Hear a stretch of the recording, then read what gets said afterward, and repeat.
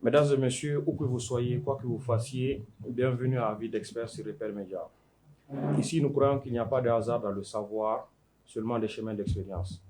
Notre monde évolue vite, parfois trop vite.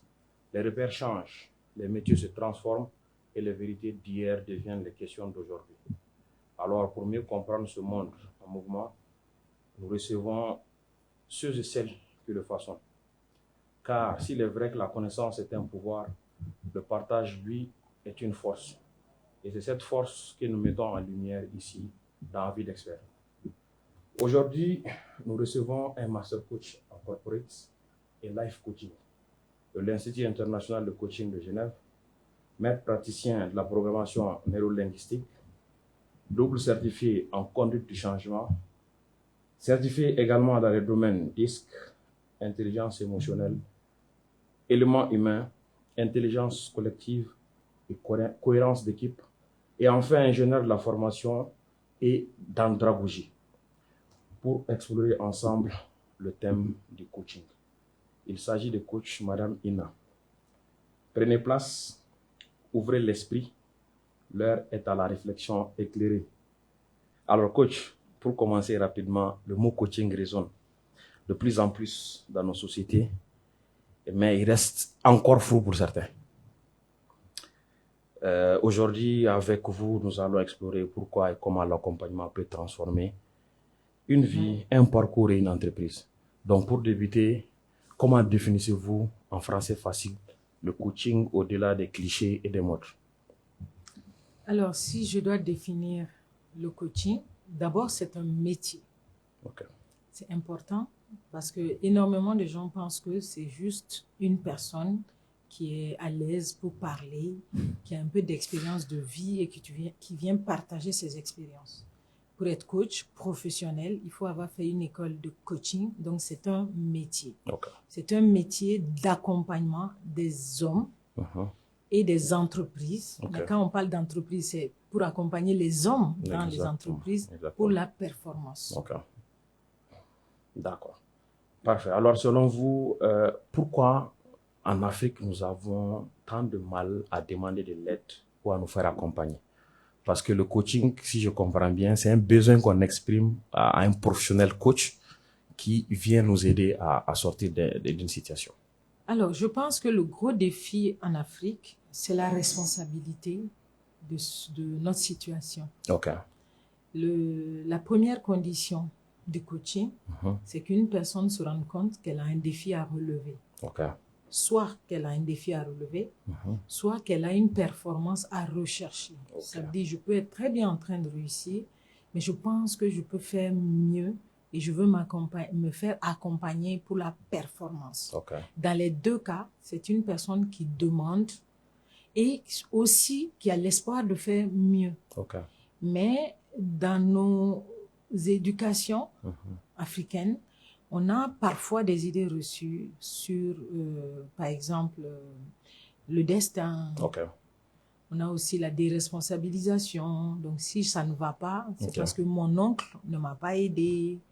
Il y a les sorciers au village. Donc, parfois, on a des défis comme ça. Okay. Mais je vous rassure, ce n'est plus une généralité. Okay. Puisque tous les jours, des gens nous approchent, des personnes sont accompagnées, des organisations sont accompagnées.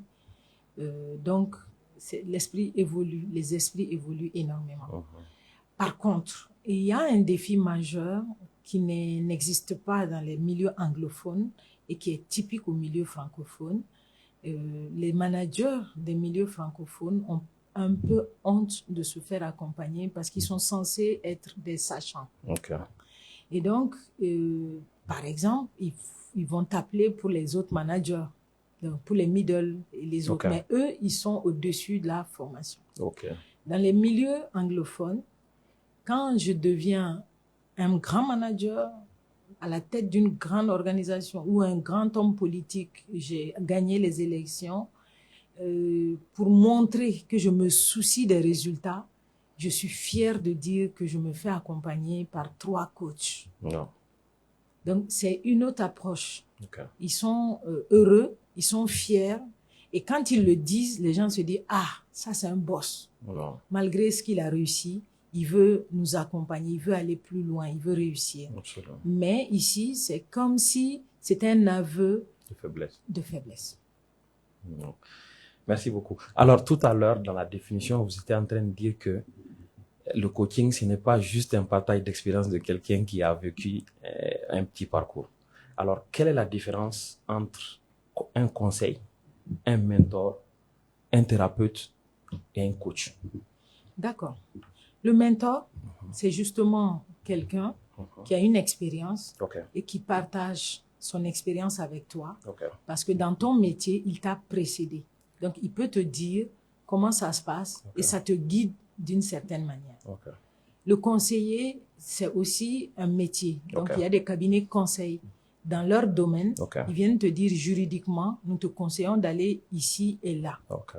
Le coach, lui, il est formé OK. pour accompagner, pas pour conseiller. OK. La preuve même est que dans les écoles de coaching, on te dit, dès que tu donnes un conseil, tu quittes le cadre du coaching. Pourquoi? Parce que c'est un métier d'accompagnement de l'humain en fonction de ses défis OK. et de ses ressources. OK. À partir du moment où je donne un conseil, je suis en train de parler de moi. OK. Je ne parle pas de l'autre OK. pour l'aider à avancer. Hum. Il ne peut pas avancer avec mes armes. OK. Je donne un exemple. Quand moi j'ai quitté, j'étais en entreprise, au moment de quitter pour créer mon cabinet, je me suis levée un beau matin, j'ai démissionné. Imaginez si tous les entrepreneurs qui viennent me voir, qui me disent je travaille, je veux me lancer dans 2 ans, je dis non, il n'y a rien à faire, va écrire ta démission, tu déposes. Non, moi je sais sur quoi je comptais pour le faire. Ouais, ouais, ouais. Donc le coaching, c'est de te dire, toi, je te prends où tu es OK. et je t'accompagne à aller où tu souhaites aller. OK. Et dans ce processus, je fais naître chez toi tes compétences, tes talents, OK. ton ambition. Ok. Je t'aide à clarifier ta vision OK. et je t'aide à poser les pas, mais toujours en fonction de toi, de tes ressources et de tes besoins. OK. Donc voilà pourquoi ce n'est surtout pas le conseil. OK. Et que mon expérience n'a rien à apporter de spécial à l'autre. Donc c'est plutôt l'art de la maïeutique. Notre métier ressemble beaucoup à ce qu'on appelait la maïeutique. OK. On fait accoucher la solution du client. Du client. OK. Merci beaucoup pour cette précision.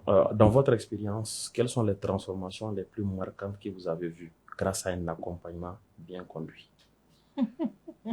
Mais si je dois vous dire ça, c'est qu'on ne va pas se quitter ici. Non, Tous les peut-être. jours, OK. je reçois des messages Ok. de personnes. Parfois, je suis en larmes parce que je reçois des choses qui me nourrissent beaucoup, qui me disent, coach, après ton accompagnement, voilà comment ma vie s'est transformée. J'ai aidé des managers OK. qui voulaient des postes, donc qui ont pu réussir à avoir des postes. J'ai aidé aussi des personnes dans la définition de leur vision d'avenir. J'ai aidé des personnes en difficulté à se ressaisir. OK. J'ai aussi aidé des personnes. Je me rappelle un monsieur qui m'a juste écouté 15 minutes lors d'une conférence et qui m'a dit que ça a bouleversé sa vie. Parce que lors de cette conférence, je parlais de l'équilibre de vie et du fait que chacun d'entre nous doit consacrer aussi un temps à sa famille. Exactement. Il m'a dit, coach, après ça, mon rapport avec mes enfants a complètement changé. Donc, même en dehors du coaching, quand on s'intéresse au potentiel humain et qu'on partage des clés, on aide toujours quelques personnes. Okay. Et donc, ce que moi je fais sur les réseaux, ce que les coachs peuvent dire sur les réseaux, c'est pas du coaching, c'est des partages d'expérience. Voilà. Le coaching se passe en B2B, B2B. de manière confidentielle. Confidentielle, huis clos. Donc, c'est ça le coaching. Et ce n'est surtout pas la formation. Et dans cette expérience, on n'a pas besoin de savoir parler. Donc, un coach, c'est pas un beau parleur. On a besoin de savoir écouter et regarder parce qu'on écoute avec les yeux, le corps, les oreilles et tout. Donc, c'est pas le métier de quelqu'un qui a la bonne prise de parole en plus. Bon, moi, accessoirement, je suis communicatrice à la base. C'est pour ça que j'aime bien partager. Okay. Mais en réalité, ce que je fais sur les réseaux, c'est pas du coaching. Et il y a très peu de mes collègues qui sont nombreux sur les réseaux parce qu'ils ont beaucoup d'autres choses à faire. Ok. C'est bon de préciser cela parce qu'aujourd'hui, la tendance nous dit que bon, les coachs sont sur les réseaux sociaux. Ok. Moi, je les appelle les coachs Internet. C'est-à-dire que J'ai même une question relative à votre première réponse par rapport à la définition du coaching. D'autres disent qu'ils sont coachs autodidactes. Est-ce qu'on peut être coach autodidacte? Est-ce qu'on peut être médecin autodidacte? Difficile. Difficilement. Après, attention, il y a des gens qui peuvent s'intéresser à la médecine et découvrir des clés qu'ils peuvent partager. Dans ce cas, ça ne veut pas dire, si la personne en plus, elle est sérieuse, elle est correcte, elle peut partager des choses qui ont du sens. Mais ça ne fera pas de la personne un médecin. Et forcément, face à une vraie maladie, avec un vrai traitement, ça va être compliqué. Non, la personne sera limitée. La personne sera limitée. Par contre, les partages de la personne peuvent apporter quelques conseils à une personne attentive. Et si cette personne, elle est vraiment attentive, elle élargit ses horizons, ce que la personne dit peut avoir du sens, sans forcément que la personne soit coach. Mais à partir du moment où un vrai accompagnement, il faut être un coach. Sinon, c'est comme si je dis, quelqu'un qui est malade de tuberculose, tu n'as pas besoin d'aller voir un médecin. C'est la même chose. C'est vraiment un métier. Non, merci pour la précision. Alors, le coaching est-il un luxe réservé à une élite ou à toute personne qui souhaite voir une évolution dans sa vie? À une élite, puisque ça coûte cher. Tout simplement. Et ça coûte cher parce qu'on a été formé cher. Moi, je suis à près de 50 000 € de formation aujourd'hui. Et forcément, tout le monde ne peut pas s'offrir du coaching chez moi. Absolument. Après, je suis comme toutes les structures. J'ai mon côté responsabilité sociale et sociétale. Donc, des jeunes m'appellent et quand j'ai du temps libre, je partage gratuitement des choses, mais ce n'est pas du coaching. Le véritable coaching, c'est des missions beaucoup plus complexes. Et donc ça a un coût et c'est payé. Et voilà, les entreprises me payent. Et après, les jeunes et les associations, je partage aussi. Je partage tant que je peux. Mais c'est pas tout le monde qui peut s'offrir une séance de coaching. Alors, je pense que déjà, avec cette réponse-là, je me pose la question, comment on peut contextualiser avec le cadre africain où aujourd'hui, les gens ont l'impression que tout doit être gratuit déjà, tout doit être moins cher, etc. Comment on peut adapter le coaching au contexte africain? Alors, moi, ce que je fais pour pouvoir partager avec le plus de monde, je travaille par exemple avec certaines universités. Et là, j'essaye d'avoir des clés. Je résume, parce que quand tu accompagnes l'humain, tu sais les choses qui marchent. Donc, ce qui fonctionne, j'en fais des leçons. Et donc, en quelques séances, j'essaye de partager les leçons de base qui permettent, par exemple, à un jeune de clarifier sa route, de savoir qui il est. Donc, ce type de petite formation coachique, parce que ça s'accompagne de petits exercices et tout, c'est pas vraiment du coaching, mais ça aide énormément de personnes à avancer sans être obligé de partager vraiment de payer des vraies séances de coaching. Donc, moi, je fais énormément ça. Il y a des programmes de leadership jeune où on me fait appel. Et je pense que chaque jeune Malien que je vais pouvoir former, c'est le Mali que j'accompagne. Et donc, chaque fois que je peux, je le fais. Mais avec des outils qui peuvent se donner en une journée, en 1 heure, en 30 minutes. Mais les séances de coaching que mes clients prennent au cabinet, ça va être 5 ou 10 séances sur 3 mois d'accompagnement avec des outils diagnostiques très puissants. C'est très différent. Alors, déjà, est-ce que vous avez été confronté à des blocages liés à tout ce qui est culturel, surtout en Afrique? C'est-à-dire? Dans les séances de coaching, nos croyances, nos cultures, nos coutumes. Alors, on travaille sur une base qui tient compte d'ILT, qui est un des pères fondateurs de la programmation neurolinguistique. Il nous dit, en tant que coach, et ça on le fait depuis l'école, qu'il faut tenir compte des 6 niveaux logiques d'un individu. Donc, au-dessus, c'est le sens. Après, les valeurs. L'environnement, le comportement, etc. Donc, nous n'agissons pas sur l'humain au hasard. J'aime bien, le mot n'est pas propre, mais c'est ça. Nous agissons sur l'humain, nous l'étudions comme un médecin étudie un corps humain. Donc, me poser cette question reviendrait à dire à un médecin chirurgien, quand tu opères, est-ce que tu tiens compte du cœur ou du foie? Donc, nous disséquons l'humain, les bases, quels sont les défis autour de lui qui jouent. Donc, ce qui joue, c'est un humain, c'est tout ça, c'est son environnement, c'est ses valeurs, le sens qu'il a à sa vie. Et c'est tout ça qui lui donne du potentiel. Est-ce qu'il a aussi les compétences qu'il faut? Donc, je peux avoir, par exemple, envie de réaliser quelque chose, mais les compétences ne sont pas là. Ou c'est le comportement qui est en jeu, ou c'est les valeurs, ou c'est l'identité. Et nous travaillons avec tous ces paramètres-là. D'ailleurs, c'est l'une des raisons pour lesquelles ça m'amuse beaucoup, parce que si on ne tient pas compte, dans certains groupes, amener un coach d'un autre pays, il lui faut beaucoup plus de temps d'adaptation pour comprendre le contexte et aider, par exemple, un groupe à évoluer. C'est pas impossible, hein? Je suis pas en train de dire que c'est impossible, mais c'est plus judicieux d'utiliser des coachs qui comprennent déjà vos contextes. Alors, vous travaillez souvent avec des femmes. Quelles sont les principales attentes ou les plus gros blocages que vous rencontrez dans notre environnement? Bon, j'avoue que je ne travaille pas beaucoup avec les femmes. J'ai eu quelques missions spécialisées parce que, étant femme, il y a des entreprises qui m'ont fait appel pour accompagner les femmes managers. Sinon, j'accompagne les managers et les équipes en général, globalement. Maintenant, les fois où j'ai rencontré des cas où on m'a demandé d'accompagner les femmes leaders des entreprises, ce que j'ai remarqué, c'est d'abord la question de la confiance en soi. Ça revient beaucoup. Mais le défi le plus important, c'est le défi de l'équilibre de vie. Donc, comment elles vont pouvoir gérer une carrière et être ambitieuses sans être obligées de faire du vide dans leur vie personnelle, donc avec mari et enfants. Parce que avant le coaching, certaines se disent, il faut que je choisisse. Et je choisis le bonheur conjugal. Et du coup, au niveau professionnel, il ne faut pas que je sois trop ambitieuse. Sinon, c'est lourd à porter. Je leur ai dit, normalement, tu dois pouvoir bénéficier des deux et ne pas faire un choix. Mais ça demande une organisation rigoureuse. Donc, leur coaching, à ce moment, c'est vraiment basé sur comment elles vont s'organiser pour équilibrer leur vie et jouer les rôles des deux côtés et pouvoir mettre en place une certaine ambition. D'accord.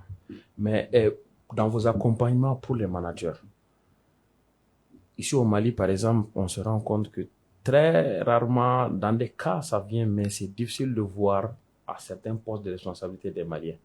Fréquemment, on voit des étrangers. C'est vrai. Pourquoi cela? Et comment est-ce qu'on peut réellement changer cette donne-là? J'ai déjà travaillé pour une entreprise malienne. Sur 11 directeurs, il y avait un seul Malien. Wow. Ouais.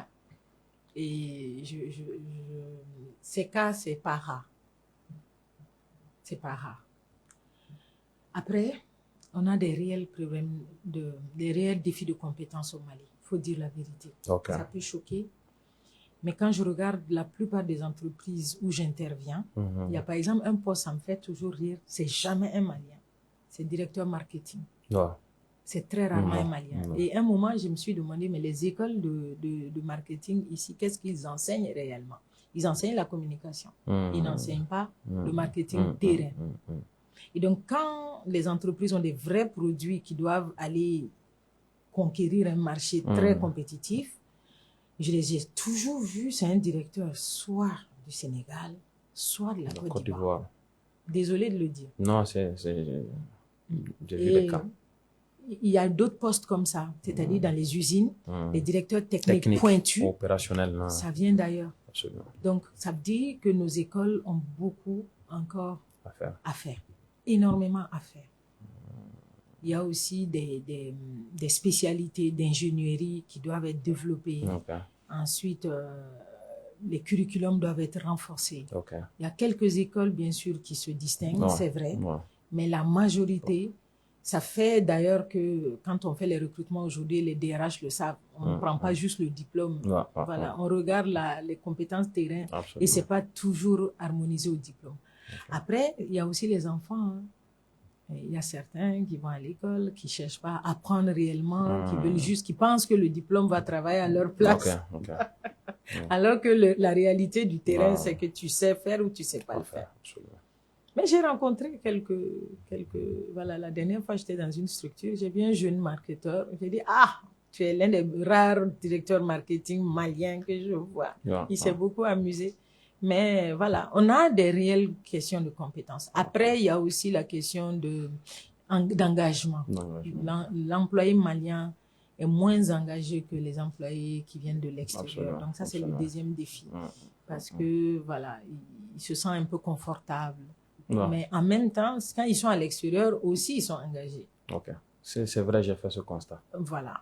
Ouais. Donc, voilà, il faut réfléchir à toutes les questions. Non? Je pense qu'on est une société où, quand on est chez nous, on pense qu'on n'a pas à faire trop d'efforts. Ensuite, il y a le grand frère qui donne le thé, les grandes sœurs qui épousent la femme, qui lui donnent le... Voilà, il va falloir qu'on commence à serrer un peu la figure. Récemment, j'étais au Bénin et je discutais avec un Béninois dans ce sens. Ils ont un style de société qui oblige les gens à travailler. Sinon, c'est pas parce que le frère a réussi que toi, tu vas jouir de son travail.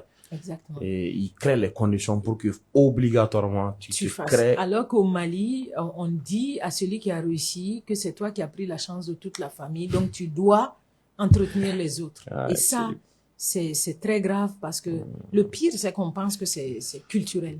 Et je me suis renseignée, dans notre culture, ça ne se faisait pas. Donc c'est pas culturel. C'est pas nos traditions. Dans nos traditions, aucun homme à partir de 25 ans, ne pouvait se faire entretenir par une autre personne. Sinon, c'est ça qu'on appelait fadento. Donc, c'est nouveau. C'est une création de toutes pièces et il est temps que ça s'arrête. Sinon, nous sommes en train de rendre les jeunes inopérants. Voilà, il est temps que ça s'arrête. Alors, au-delà du diplôme de coach, quels sont les critères sur lesquels on peut se baser pour choisir un coach? Alors, les écoles de coaching, même s'il est vrai que on demande de travailler à ne pas imposer son expérience aux clients, les grandes écoles où je suis passée, j'étais pratiquement toujours la plus jeune. L'un des critères, c'est qu'on estime qu'une personne qui a vécu une expérience, une carrière et qui se recycle. Et en Europe, tous mes collègues, ils sont des personnes en fin de cycle, donc j'étais toujours la plus jeune. Donc, ils ont la sagesse nécessaire pour prendre du recul. Parce que c'est un accompagnement d'un humain qui demande beaucoup de neutralité, de non-jugement et beaucoup d'humilité. Donc, ce qui fait que l'une des compétences, c'est l'écoute, la pondérance et le non-jugement. Donc, plus on a un peu d'expérience, plus on peut avoir cette posture humble d'aller à la recherche de l'autre et l'aider à avancer sans le juger. Voilà. Donc, il y a beaucoup la posture. Donc, les tout débuts, dans les grandes écoles, on travaille d'abord sur toi. J'ai même un de mes enseignants qui me dit que lui, il envoie toujours la personne d'abord en thérapie. Parce que quand toi-même, tu viens avec tes bagages, c'est très difficile. Donc, ça demande une personne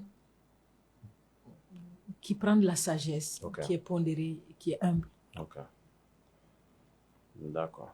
Alors, la génération Z, vous en parlez beaucoup sur les réseaux sociaux. C'est vrai. Maintenant, voilà, qu'est-ce qui a créé cette différence-là entre les générations? C'est le monde qui a changé. Et d'ailleurs, la bonne nouvelle. Je viens de finir d'écrire un livre très bien. Sur la génération Z. J'attends qu'il passe en infographie parce que je ne veux pas l'éditer. Je veux l'offrir en téléchargement. Et pourquoi j'en parle beaucoup? Tout simplement puisque j'accompagne tous les jours des équipes. Cette semaine, j'avais une équipe. La semaine d'avant, j'avais une autre équipe. Et parmi les défis que je rencontre, puisque quand j'accompagne une équipe, les gens voient la partie formation. Mais moi, je fais des coachings d'équipe, d'autres séances. Il y a des séances de régulation, de remotivation, de conduite du changement. Et ce qui revient beaucoup, c'est la difficulté de tous les managers face à cette génération. Et avec les clients que j'ai accompagnés depuis 2-3 ans, parce qu'ils ont commencé à entrer en entreprise il y a 2-3 ans. Ils ont, à partir de 98, OK. entre 95 et 98 au plus tôt. OK. Après, voilà, c'est eux. OK. Et donc, c'est maintenant qu'ils ont commencé à entrer et tous les managers se plaignent. Et donc, moi, en tant que coach, j'analysais beaucoup qu'est-ce qui fonctionne pas. Ils sont pressés, ils veulent la lumière tout de suite. Et je me rappelle l'année dernière, lors d'un coaching, et parfois je demande dans les coachings d'équipe, chacun exprime ses frustrations, c'est de la régulation. Oui, mon patron vole mes idées. Donc, je vais voir de quoi il parle.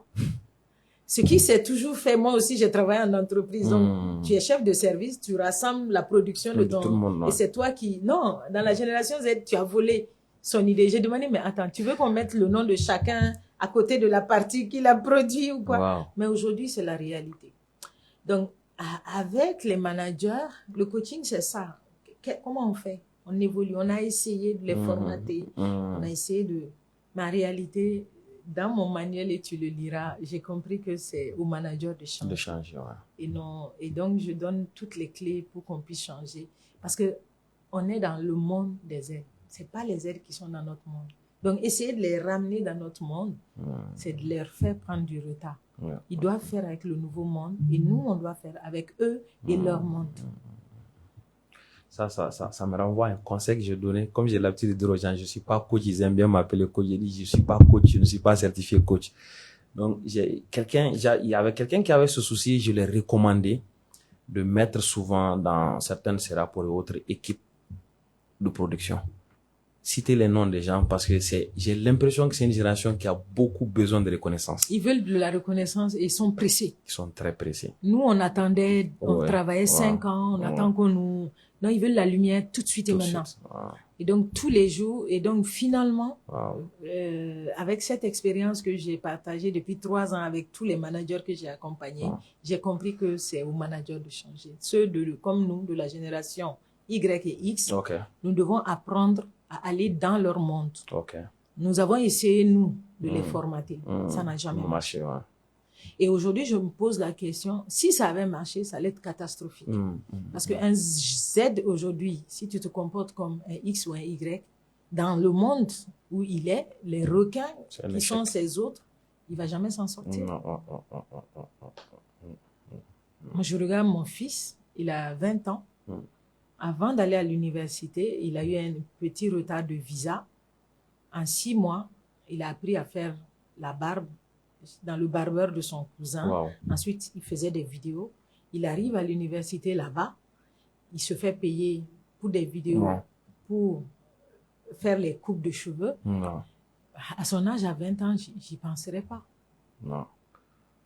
Ça me renvoie à la question qu'on me pose chaque fois. Comment étant étudiant, créer une source de revenus déjà? Et on est dans ce monde aujourd'hui. Il faut plus attendre la fin de ses études. Exactement. Non, et donc, imagine que je dise à celui-là, écoute, va étudier, c'est comme ça que papa et maman ont fait. Quand tu finiras dans 4 ans, non, il est productif, il a du talent, il commence à gagner de l'argent, il commence à s'organiser. C'est différent, le monde est différent. Absolument. Alors, la génération Z, coach ne vous tacle pas. Non, ils pensent tous que... Pourtant, j'ai un ami qui vient me voir en privé. Toi, en réalité, tu es leur maman, tu les adores. Exactement. Mais après, qui aime bien châtie bien. Il faut de temps en temps qu'on les titille aussi. Alors, on revient encore au coaching. Le coaching n'est pas une formation classique que n'importe qui peut faire ou n'importe où. Alors, moi, je me pose la question. Aujourd'hui, il faut le reconnaître, hein. C'est pas pour les autres, mais vous êtes la maman du coaching. Au Mali, en Afrique de l'Ouest, en tout cas, dans notre zone. Moi, j'ai connu le coaching réel avec vous. Donc, maintenant, moi, je veux savoir, à quand notre école de coaching, comment on va faire pour pouvoir aussi en bénéficier ici? Ça, c'est compliqué. C'est très cher, les écoles de coaching, pour la simple raison que il faut des coachs de 10 ans de métier. Par exemple, moi, c'est maintenant, depuis 3 ans, que je suis habilitée à enseigner. Mais quand un coach a 10 ans de métier, il devient performant et il devient cher. Absolument. Si tu me mets dans une école pour enseigner, ça veut dire que je suspends le cabinet. Parce que c'est difficile de faire les deux. Donc, il y a 2 choses. Moi, mon premier professeur, lui, il avait arrêté le cabinet. Il faisait, Alain Kérol, il faisait que de la formation. Il y a d'autres, ils ouvrent des sessions 3 fois l'an. Le reste du temps, ils sont en cabinet. Par exemple, celui chez lequel j'ai fait le team building certification, j'ai dû faire 4 fois le voyage sur 4 sessions en France. Le reste du temps, il est en cabinet. Donc, il faut choisir parce que c'est très difficile de faire le cabinet et l'école. Et donc, ceux qui décident d'aller à l'école, alors l'école coûte extrêmement cher. C'est pour ça que beaucoup veulent le faire sur le temps en lisant les livres de développement personnel parce qu'on n'a pas réellement la possibilité de les développer ici. Alors, c'est pas impossible, mais il va falloir une organisation rigoureuse. Aujourd'hui, on a d'autres collègues sur le marché ici qui sont moins visibles parce qu'ils n'ont pas le temps d'être sur les réseaux sociaux, mais certains peuvent donner des modules et tout. Ça peut venir maintenant. Mais moi, je ne suis pas candidate à gérer une école parce que je sais ce que ça vaut. Bon, pas forcément de la gestion, mais je me dis que... Mais les cours, aujourd'hui, je peux former des coachs.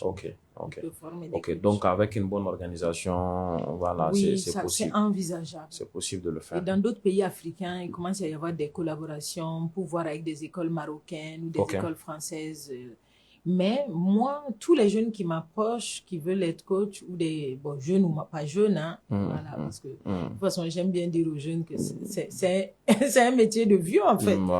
Les gens pensent que c'est un métier de jeune, c'est un métier de vieux. Donc j'accompagne aussi parce que moi, mon institut a créé une branche en ligne.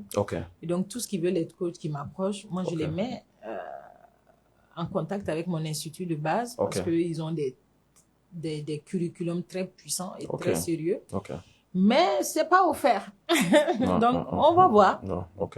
On va voir. D'accord. Donc, pour ceux qui veulent réellement faire du coaching éthique, être réellement certifié, vous pouvez prendre contact avec coach Madame Ina. Elle vous dira comment procéder. Oui, avec plaisir. J'ai dit que l'Afrique a besoin d'une armée de coachs dans les années à venir. Une armée. Et donc, on devra à un moment donné se spécialiser. Il y a une que j'ai accompagnée ce matin, j'étais avec elle, donc régulièrement on fait des briefings. Elle a décidé d'aller pour les enfants.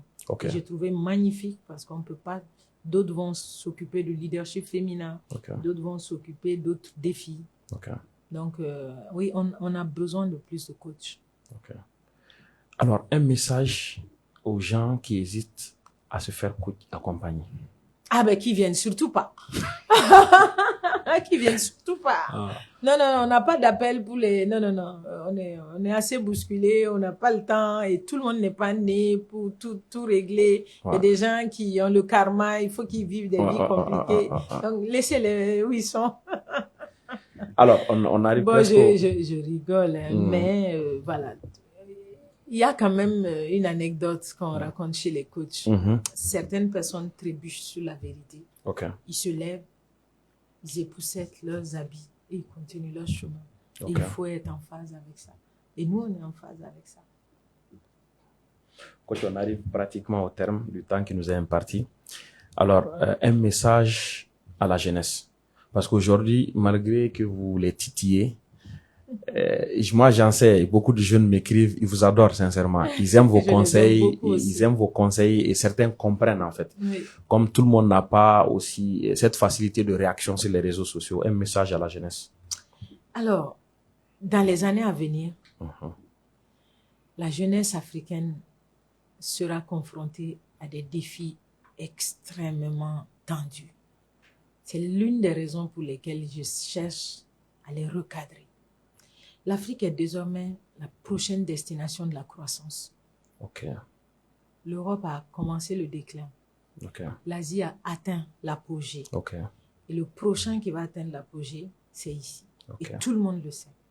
Et donc, autant nous sommes allés en Europe, nous avons disputé les postes aux autres, autant ils viendront ici. Ils ont commencé à être là. Et ça demande qu'on soit excellent dans tous les domaines.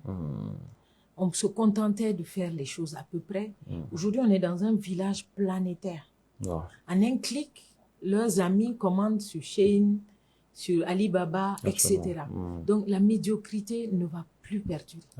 Il est temps d'être excellent, de travailler à l'excellence, d'être plus sérieux, d'être concentré, rester concentré. Parce que on rentre dans une période de défi. Et l'Afrique va se développer avec ou sans nous. Donc, autant que ça soit avec nous, sinon, ils viendront prendre la place et ils vous emploieront tout simplement. Merci beaucoup, coach. Alors, mesdames et messieurs, c'est tout pour Avis d'Expert d'aujourd'hui. Merci à notre invité pour son regard lucide et inspirant. Mais surtout, merci à vous qui prenez le temps d'écouter, de réfléchir et de comprendre. Ne l'oublions jamais, la véritable richesse d'un peuple, ce n'est pas ce qu'il possède, mais ce qu'il sait et qu'il transmet de génération en génération. Alors, apprenons, partageons, discutons, doutons même, mais avançons ensemble, éclairés par ceux qui savent et motivés par ceux qui cherchent. Parce que le savoir n'est pas un luxe, mais une lumière. Et tant qu'il y aura des experts pour la porter, Avis d'Expert sera là pour la diffuser. À très bientôt pour un nouvel échange, une nouvelle idée, un nouvel éclairage. D'ici là, restez curieux, restez ouverts et surtout éveillés et connectés sur Repère Média.